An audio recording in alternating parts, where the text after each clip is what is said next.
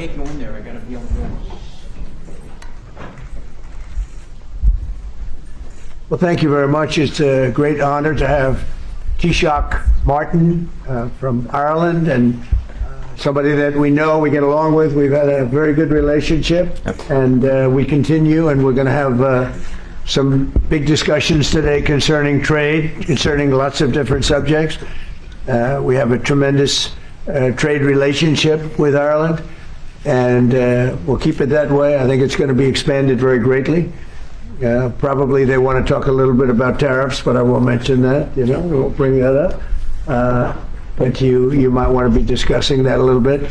But it's an honor to have you, and thank you very much for being here. Thank you. And may I thank you, President, for facilitating this visit, and in what is for us probably one of the most important weeks in the United States. And in many ways, you're affirming the tremendous bonds between Ireland and the United States that go back to the very foundation of this republic. And 35 million people in this country claim Irish descent and Irish heritage. And I spent the first 2 days in Philadelphia, going back really into the heart of that history, and the fact that 3 Irish people born on the island of Ireland signed the Declaration of Independence. It was printed by an Irishman, John Dunlap, and disseminated across the colonies. And Charles Thompson, who was discussed earlier, he designed the bald eagle, the seal of the US. So in many ways, our connection is foundational, it's historic. And the Irish helped to build America. We're very proud of that connection. And we think you hosting us here in the White House is affirmation to all the Irish Americans out there and to our diaspora in this country for what they've contributed to America. And that's very much through the prism this year, the America 250. It's a very exciting year, and we're discovering new things.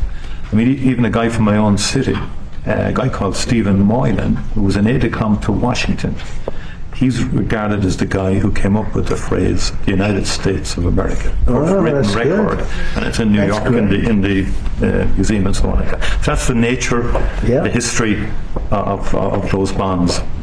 Well, you told me something before that was maybe the most interesting of all. How many presidents are in some way related through blood with Ireland? 23. Can you believe 23 it? Irish presidents. They're great politicians.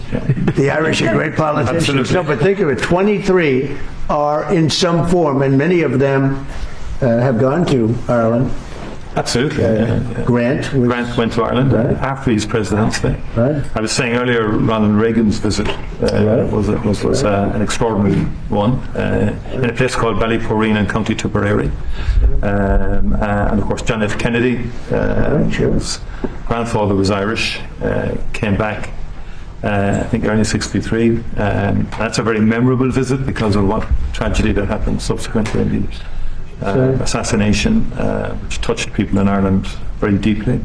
So the Kennedy family strong resonation with Ireland. Well, we like the family too. Yeah. One person in particular, one very non-controversial. I know that. But now he's doing a very good job. He really is. But we have more, I think, people here by far than you have in Ireland that are of Irish descent. We have. So you have quite a few, but we have a lot. We have a lot more than we have. It's pretty amazing. By a lot. Absolutely. Anyway, thank you very much. It's a great honor. And any questions? Ireland in September, and will you stay at Doonbeg? Well, I'm having, it's a great thing. My son and my family, we have a great golf complex in Ireland, one of the best in the world, called Doonbeg. It's in Doonbeg. And it's been amazing, and Rory McIlroy loves it. They all love it. Great golfers. You have a tremendous golf tradition, and it was chosen for the Irish Open, which is a big deal. That's a big event. Absolutely looking forward to it. Everybody wants me to be there. You just said, I hope you're going to go. I did. And we're going to try. We are going to try, but it will be an honor. But it was a great honor to be chosen. They only choose the best courses in the world for the, for the big opens. It's one of the big ones, the Irish Open. It's really become one of the most important tournaments in the world. I hear it's going to be a fantastic success. Great success. Yeah. So very, it's a very hard course. Mr. President, have you made, Mr. President, in getting America's allies to assist the U.S. in escorting those oil tankers through the Strait of Hormuz? Well, we don't need too much help, and we don't need any help, actually. In fact, we just put out a notice. I was watching over the last couple of weeks, and all of our NATO allies were very much in favor of what we did. They thought it was very important. We were just discussing it, actually. Very important that we take out the nuclear threat from Iran, and we've done that very strongly, very powerfully. We've wiped out their Navy, wiped out their military in every aspect. Their Air Force is now decimated. They have no Air Force, no Navy. They have no radar. Their radar is entirely gone. Their anti-aircraft machinery is gone. Everything is gone. Their leaders are gone. I guess one of their top person was, they say, a lot of people say their actual top was killed yesterday, along with somebody else who was responsible for the killing. The man that was responsible for the killing of 32,000 people over the last 2 weeks, he was in charge of the killing of protesters. It's an evil group. I mean, they've killed much more than 32,000 people. And the man who was responsible for that was also killed yesterday. And all of the NATO allies agreed with us, but they don't want to, despite the fact that we help them so much. We have thousands of soldiers in different countries all over the world, and they don't want to help us, which is amazing. I mean, amazing. And I didn't do a full court press because I think if I did, they probably would be. But we don't need help. That war has been long prosecuted, as far as I'm concerned, almost from day one. We knocked out many of these things. We knocked out the Navy essentially in a couple of days. But I was surprised to see that NATO, while they agree that it was a very important thing to do, they agree fully. Nobody said, oh, you shouldn't do it. They would have had a nuclear weapon within 1 month of when we had the B-2 bombers bomb the nuclear potential. I call it the nuclear dust. So I think NATO's making a very foolish mistake. And I've long said that, I wonder whether or not NATO would ever be there for us. So this was a great test, because we don't need them, but they should have been there. The other thing is, and I think, very important, we didn't have to be there for Ukraine. Biden chose to spend hundreds of billions of dollars on Ukraine. And I guess the head of Germany just made a statement that, they weren't involved and they have nothing to do with the war. But at the same time, they think we did a great thing by knocking them out. Nobody wants to have Iran, or anybody, but nobody wants to have Iran with a nuclear, because these people are crazy. They're absolutely crazy, and they're vicious, violent. I mean, think of it. They killed, now I hear it's about 41,000 people. They put out a notice 2 days ago. Anybody that protests will be immediately shot and killed. That's pretty tough stuff. So everyone agrees with us, but they don't want to help. And we as the United States have to remember that, because we think it's pretty shocking. President Macron has just said in the last hour that he will never join a task force in the Strait of Hormuz until hostilities finish. Yet yesterday you said... Who said that? President Macron of France. What's your reaction to that, sir? Well, he'll be out of office very soon, so we'll have to see. I don't know. President Trump, on Doonbeg, you're building an extension to it at the moment, but there's been an objection put in, and it's being held back at the moment due to small snails. What are you disappointed about that? Planning Commission is I have not heard that. No. Planning Commission. The course was built and it's been operated very successfully. Somebody's objecting, an environmental group is objecting to small snails at Doonbeg. I don't know, it doesn't sound like the biggest problem I've ever had. How close the EU is to announce a coalition of willing to secure the Strait of Hormuz? Which countries are joining and which countries have... Well, we've had great support from the Middle East. Qatar has been great. UAE has been absolutely, they've been great. Saudi Arabia has been terrific. Bahrain has been very good. The Middle Eastern countries have been very strong in their support. And of course, Israel has been our partner. Israel's been very, very strong along with us. It's been a very strong collaboration.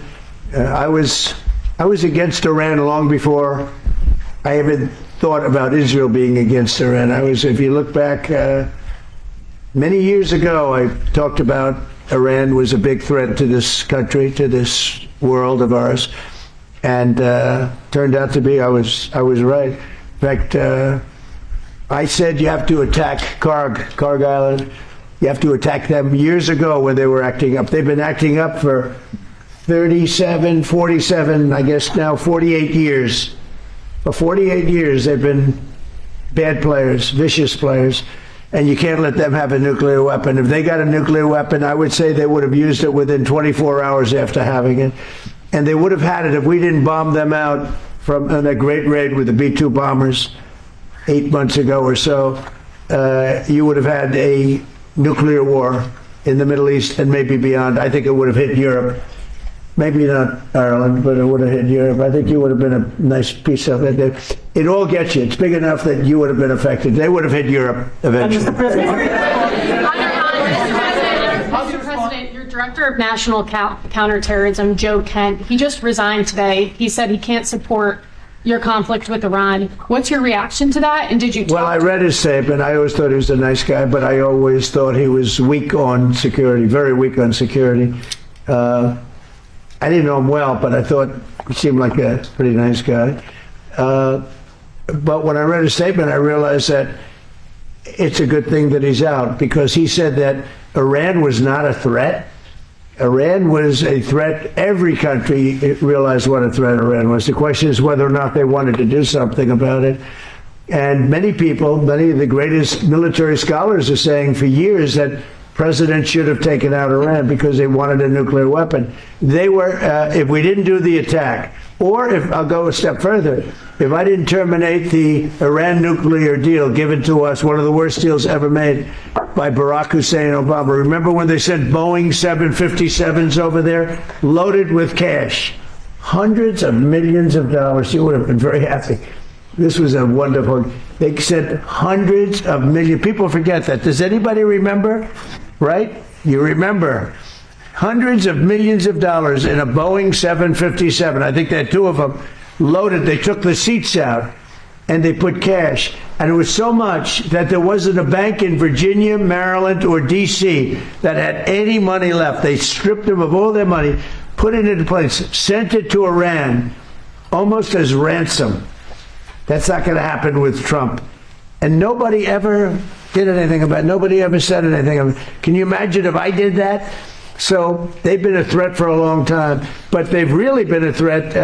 If I didn't terminate Obama's horrible deal that he made, the Iran nuclear deal, you would have had a nuclear war 4 years ago.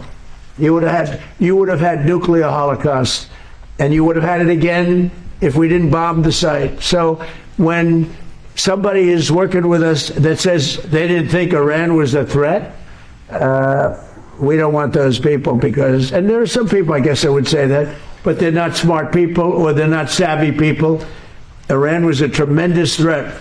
And virtually every NATO nation, and this is the thing, if they told me it wasn't a threat, and therefore they don't want to help, but when they say it was a threat, and it was a major threat, every one of them, I think every one of them, I don't know of one that said they're not a threat, but when they say it was a threat, but we're not going to help, I think they're very foolish. You know, it's interesting. It's interesting because I could say this, that what's happening in Ukraine, we're probably in there for $400 billion. We don't spend any money anymore. They buy it from us and they pay full price. But Biden gave them between $350 and $400 billion of equipment and cash. Someday they'll have to find out about the cash. And you could say that wasn't a threat, you know, we're helping them. So we helped them, and they didn't help us, and I think that's a very bad thing for NATO. Are there any repercussions for NATO, and are you still going to China? Well, yeah, on China, it's a little different story. We're resetting the meeting, and it looks like it'll take place in about 5 weeks. We're working with China, they were fine with it. We're going to say, I look forward to seeing President Xi. He looks forward to seeing me, I think. But I do look forward to seeing him. We have a good relationship with China. China actually has become economically for us very good, as you know. It's much different than it was in the past. And we have a very good working relationship with China. So we're making it in about 5 or 6 weeks. Any repercussions for NATO for not supporting you on this? Any repercussions? Well, no, I just think that it's not good for a partnership when they say what you're doing is a great thing, but we're not going to help. You know, they say what you did is a great thing, but we're not going to help.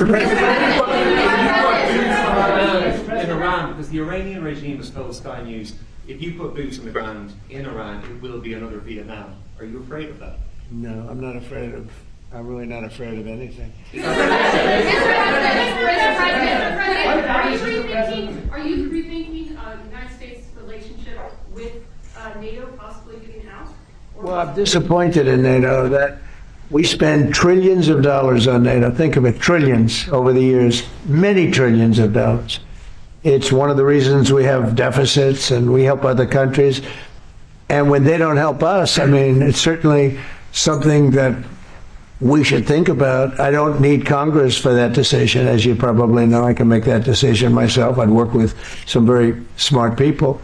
And I'd always deal with Congress anyway, but I don't need Congress for that decision. But, you know, when you say rethink, I have nothing currently in mind, but I will say that I'm not exactly thrilled when we help them with Ukraine. Look, Ukraine would have been over in one day if we didn't help. Frankly, Ukraine would have been over in the first day. They had the best equipment in the world. It was our equipment, given by sleepy Joe Biden. No charge, no charge. Hundreds of billions of dollars of the best equipment in the world, no charge. I will say that I'm not happy about it. Two questions, one on Iran and one on Cuba. Is Iran now a bigger foreign policy priority for you than China? And on Cuba, the Cuban government. Iran is just a military operation to me. Iran is something that was essentially largely over in 2 or 3 days because the Navy was wiped out almost immediately. The Air Force came next. The anti-aircraft came next. I mean, we're flying over Iran. We could take out their electric capacity in 1 hour. We have all there's nothing they can do right now because everything is knocked out. They have no radar, no anti-aircraft. They have nothing. And we don't, and it was a decision I made. We discussed it, Pete, Marco, JD, all of us, Chris. We discussed it. We can knock out their electricity in a matter of minutes if we wanted to. There's nothing they can do about it. We can knock out their oil in Carg Island. The only thing we didn't take down was their oil because if we knock out, I call them the pipes, very complex. But if you do that, it'll take them forever to rebuild, meaning whoever, and hopefully it's a sane group of people, but whoever it is, it's going to be running that, and we're going to try to get people that are going to run it well, and it's going to be a prosperous, wonderful place. It used to be, if you go back, it used to be the people are great, the people are smart and energetic, and it used to be very successful. Now it's a country run by fear. It's a country where they tell protesters, don't go outside because if you do, we're going to kill you.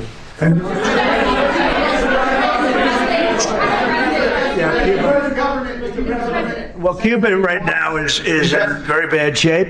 They're talking to Marco, and we'll be doing something with Cuba very soon. We're really focused on this, but we're dealing with Cuba. Marco, do you want to say a couple of words about it? Yeah, I mean, Cuba has an economy that doesn't work and a political and governmental system that can't fix it. So they have to change dramatically. What they announced yesterday is not dramatic enough. It's not going to fix it. So they've got some big decisions to make over there. But Secretary Rubio, do you support, and I know this is up to Congress, but do you support easing the trade embargo if you get more cooperation from Havana? Well, I'm not going to discuss what we would talk about or not. Suffice it to say that the embargo is tied to political change on the island. The embargo is codified. And but the bottom line is their economy doesn't work. It's a non-functional economy. It's an economy that has survived. It's that revolution. It's not even a revolution. That thing they have has survived on subsidies from the Soviet Union and now from Venezuela. They don't get subsidies anymore, so they're in a lot of trouble. And the people in charge, they don't know how to fix it. So they have to get new people in charge. That's what. And the relationship we have with Venezuela has been, I think you could almost say, incredible. It's been really good. It's been good for Venezuela, and it's been good for us. And I congratulate the Venezuelan baseball team because that was a big win. And I guess they play another game tonight in the finals. And I said a lot of good things have happened to Venezuela lately. This is the first time they've ever been in the finals, and it was pretty exciting. Yeah. Iran is just a military operation to you, but do you not have a day after plan? And if so, what is your day after plan for Iran? Well, we have a lot. Look, if we left right now, it would take 10 years for them to rebuild. But we're not ready to leave yet. But we'll be leaving in the near future. We'll be leaving in pretty much the very near future. But right now, they've been decimated from every standpoint. And again, we've had great support from countries in the Middle East, great support, but we've had no support from, essentially, no support from NATO. What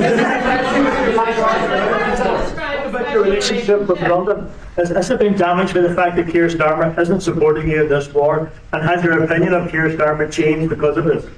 Well, he hasn't been supportive, and I think it's a big mistake. You know, they make a lot of money on trade with the United States. I went out of my way, as you know, they couldn't make a deal with Biden because they had no real administration to make a deal, Biden. But we made a deal. We made a good deal for them, and frankly, probably wasn't appreciated. I do look forward to seeing the king. He's going to be coming, as you know, very shortly. But no, I was disappointed because Keir was willing to send 2 aircraft carriers after we won, because essentially there's no threat for the aircraft carriers right now. And I said, no, we want things sent before the war, not after the war is won. So, yeah, I'm disappointed with Keir. I like him. I think he's a nice man, but I'm disappointed. You see that man right there? You know who that is? Churchill. That's the late, great Winston Churchill. And Barack Hussein Obama did not want his bust in this office. Did you know that? And Barack Hussein Obama sent that bus back to England. They didn't want it. And when I came in, I was asked if I wanted it. I said, absolutely, I want it. And I put it right there, Winston Churchill. And, you know, unfortunately, Keir is not Winston Churchill. Do you have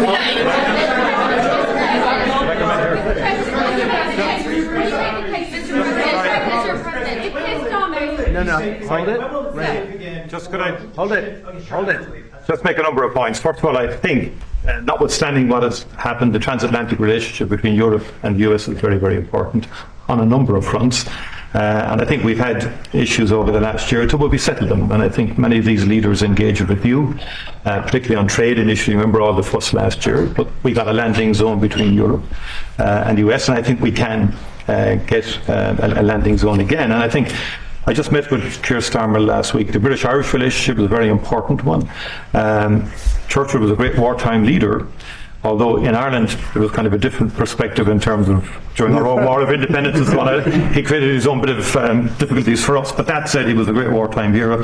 Keir Starmer has done a lot to reset the Irish-British relationship. I just want to put that on the record.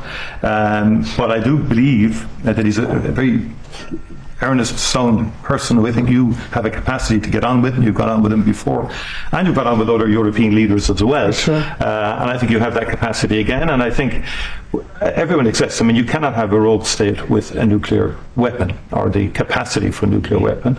Iran was a sponsor of terrorism. We sanctioned Iran, all European countries did, as a terror, and the IRGC in particular, as a terrorist organisation. They sponsored Hamas, they sponsored Hezbollah, the Houthis. They created mayhem, a most maligned force in the Middle East. The Irish position has always been, ultimately, can we resolve this can we get peace? And obviously there's preconditions before you get to that situation. We had our own conflict which went on for 30 years. And we learned a lot from that in terms of how to try and bring about peace. And I think I've listened to you in terms of, you're correct. I mean, our hearts go out to the Iranian people who have been repressed and suppressed for so many years, culminating in that savage murder of thousands and thousands of Iranians some months ago. No one was in a position to do anything about that.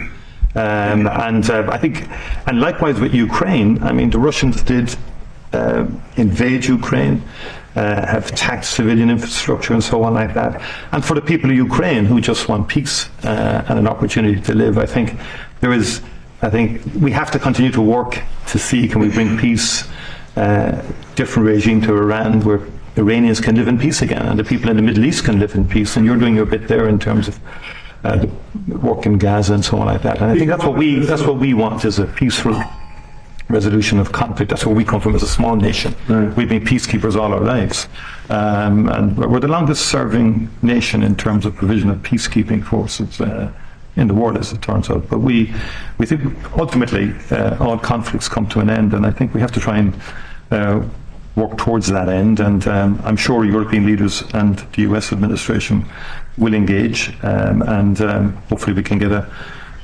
landing zone somewhere. I mean, the only thing, and I agree with everything you said, but we helped with Ukraine. Yes. And they don't help with Iran. And they all acknowledge that Iran can't have a nuclear weapon. You yourself say it, these are horrendous people. These are the worst people, and going back to Hitler, right? Going back to Hitler, these are the worst people. That's a long time ago. And there's been nothing close. Every problem, so many deaths, 90% of the people that got blown up by landmines, they loved them. Soleimani, we killed him. If we didn't, it might be a different story, because he was a horrible person, but he was a very powerful person and leader, and smart. But we killed him. If we didn't, I think you'd have it. I did. But I think it would have maybe a different situation. It wouldn't have been so easy as it has been, because it has been very easy. It's all of their militaries out, but you can always have somebody drop a mine in the water. It's like terrorism. Yep. And then you have the people that own the billion-dollar ship saying, well, let's not move that ship yet because we want. So we thought that Europe would help that, because they do have some minesweepers. But it's amazing that, they all said, what a great job. They would call me, congratulating us on the great job we did with respect to Iran, and we knocked the hell out of them. And they're no longer the bully of the Middle East. They were known as the bully of the Middle East, and they're not the bully anymore. But you would have thought they would have said, we'd love to send a couple of minesweepers.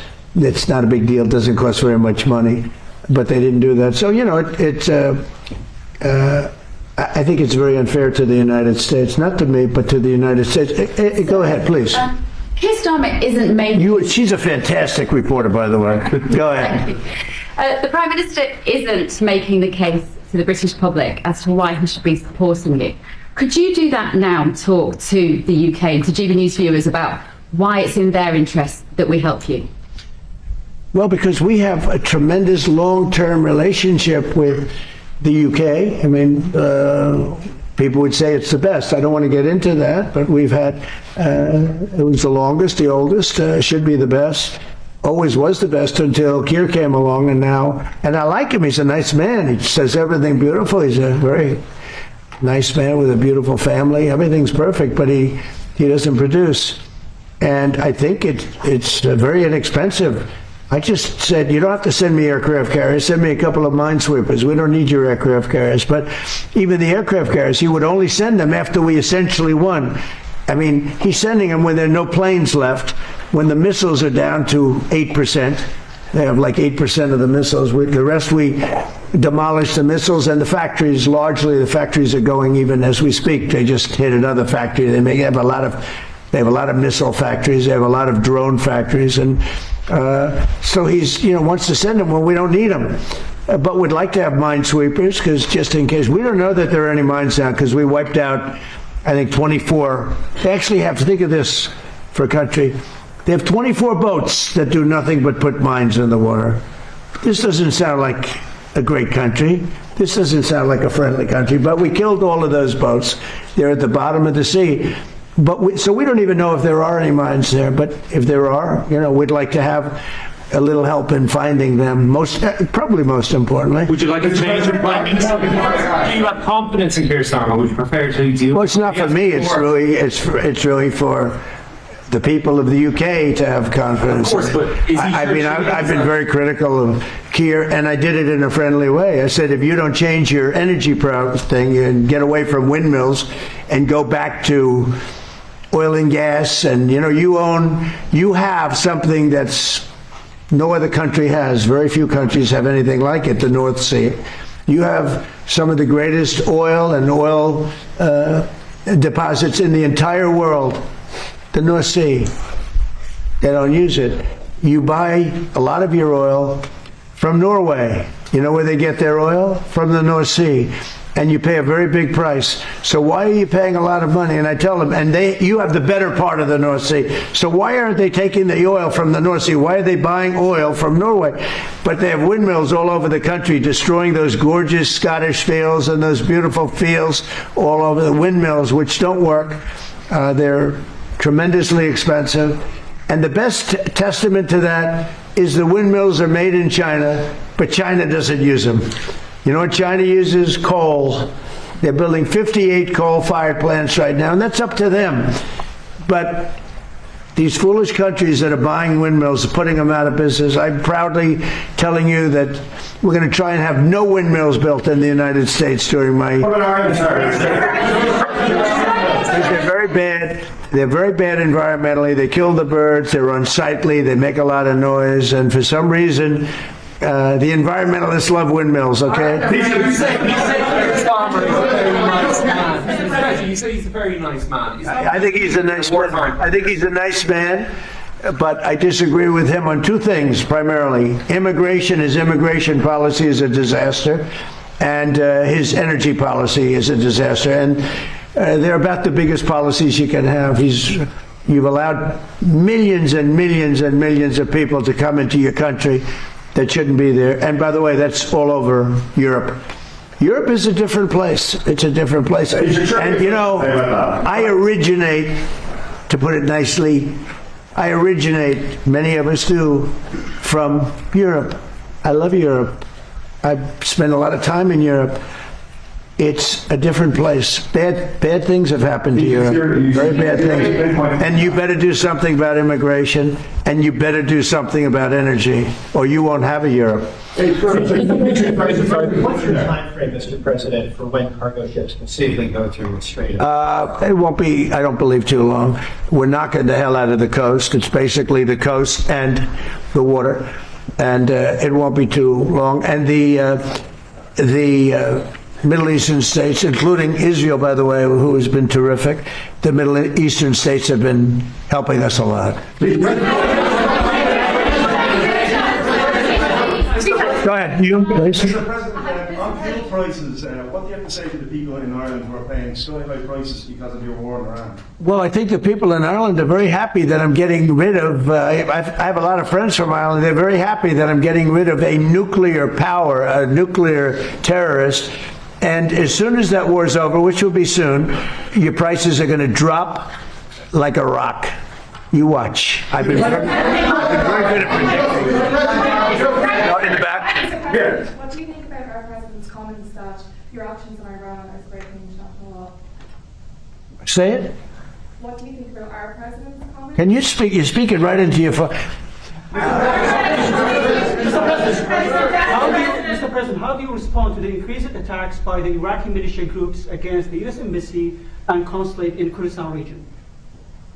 You want to answer that? Yeah. You want to? Yeah, well, Marco, obviously the Secretary of State, has control over the embassy. Look, there have been a lot of militia attacks against our base, or our embassy in Iran. I think Marco's done a good job of limiting the number of people who are at that embassy so we can provide essential functions but also protect our people. But it goes to show there are a lot of terrorists in that region of the world, and we've got to eliminate them when we find them. And you can't give them nuclear weapons. You can give them rifles, you can give them guns, you can't give them nuclear weapons. I think we agree very strongly on that. On the immigration point. Yes, excuse me. Just first of all, I would say, like, Europe is still a very good place to live in. Good. A lot just to let you know. I'm glad to hear that. And our view is you have to have robust and fair rules around migration. But on the other hand, a lot of people, within the European Union, we have free mobility of people. And in Ireland, our population is growing, but in a very positive way. Our economy is going well because we're attracting a lot of people from Europe and beyond into work, legally and validly in our country. In fact, I'd love if we could develop a legal pathway between the US and Ireland into the future because of our history and so on like that, that we could have a legal pathway, because no one is in favour of illegal migration or and so forth. So you have to have robust rules for that. But fundamentally, I think sometimes Europe gets characterised wrongly in terms of it being overrun or whatever like that. It's much more robust now. There's much more stronger mechanism in place to facilitate legal migration. I think it's important that understanding is there. We need more economic growth in Europe. It doesn't have the same focus on innovation as you do here in the US. We discussed that earlier with the Vice President in terms of technology, in terms of AI. We need to pivot more to innovation as opposed to regulation. I think investing in people, and that's the key to, I think, our collective future. But we do take care and listen. You're doing things and picking it up. Yeah. Prime Minister, Mr. President, the Irish President has said that your war against Iran is illegal. It's an attack on international law. Who said that? The Irish President. Look, he's lucky I exist. That's all I can say. Because if you're going to allow countries that are sick and demented, and they are demented, to have nuclear weapons, everybody in the whole world should be very thankful. And I'm disappointed in NATO, very disappointed. I'm disappointed in a couple of other countries too. But they should be very thankful that this group of people feels the way we do. Because if a country like Iran was allowed to have the power of a nuclear weapon, if we didn't stop them, I stopped them twice. I stopped them my first term when I terminated the Iran nuclear deal, which was Barack Obama's deal. It was one of maybe the worst deal I've ever seen. It gave everything to Iran, including billions of dollars in green cash. I don't mean cash, I mean green cash flown over by airplanes. I can't to this day believe that was allowed to happen. And come to think of it, it would be a good thing for somebody to look at. Does the president have the power to hand hundreds of millions of dollars of cash to terrorists? But it began with that, and I terminated that deal. If I didn't terminate that deal, we might not be here right now. If I didn't terminate that deal, unbelievable nuclear holocaust would have taken place. And then I did it a second time when we hit them with the B-2 bombers, and we totally obliterated their potential nuclear weapon that they would have had in less than 1 month. They think 2 weeks, but in less than 1 month. And it would have been, I believe it would have been a much different world than it is right now. We have to go, we're going to a lunch, so maybe we'll take one more nice question. Can I ask you how you're doing with your legal case against the BBC and their fake news documentary? Well, the BBC was incredible. What they did is they had me speaking something I never said. And I've never seen anything quite like it. CBS had that. We had the situation on 60 Minutes, and not the current owners, the past owners. The current owners, I think, are good, Ellison. But BBC took it a step further. They actually they put words in my mouth, and I said some pretty bad things. And I didn't say them. It was AI generated. And I said, I never said that. In fact, some of my people said, wow, that was pretty bad stuff you said. I said, what did I say? I'm pretty good at this stuff. I mean, if you can go through years of these press conferences and you're a popular president of the United States that won in a landslide, that won all 7 swing states, that got record numbers of votes. I mean, so I guess I'm okay at this stuff. I said, I never said that. And then we found out it was AI generated. And they admit they made a mistake. BBC. But I watched them this morning for some crazy reason, and it was so inaccurate. Their reporting of the war was unbelievable. We have decimated that country. And if you watch BBC, it's almost like they're fighting us to a draw. They're not fighting us to a draw. It was very inaccurate news. It was fake news. So I'm very proud of the term fake news because it was my term. I came up with it, but it's no longer accurate. It really is. It's corrupt, fraudulent news. It really is. It's fraudulent. It's not just fake. It's beyond fake. It's really criminal what they do. But I watched BBC this morning, and I don't know much about BBC other than what took place, because people were calling me saying, that was a terrible thing you said. I said, what did I say? And I said, I never said that. And when we checked it, do you agree? They agree. It was somehow generated, I guess, by AI or something, with me saying unbelievable. So we brought a lawsuit against them. They admit they're guilty, but we'll see how it comes out. Thank you. I like that question. I like that question. Thank you very much. We'll see you later. Thank you.